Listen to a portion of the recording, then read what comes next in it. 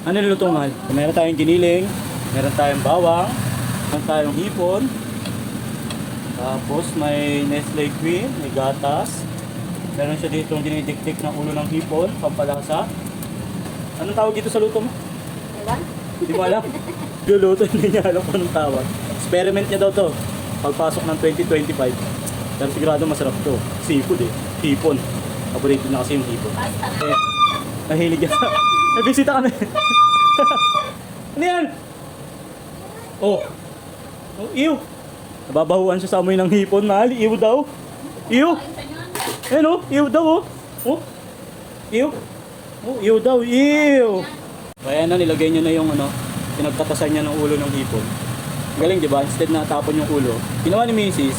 Yung ulo ng hipon, eh nilagay niya ng gatas, tapos kinakatas niya para daw yung lasa ng hipon eh mapunta dun sa gatas. Ayun, meron pang tawag yan, kapote or in English, mushroom.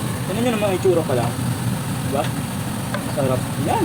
Kaya balikan natin ano magiging itsura o lasa ng niluluto ng Mrs.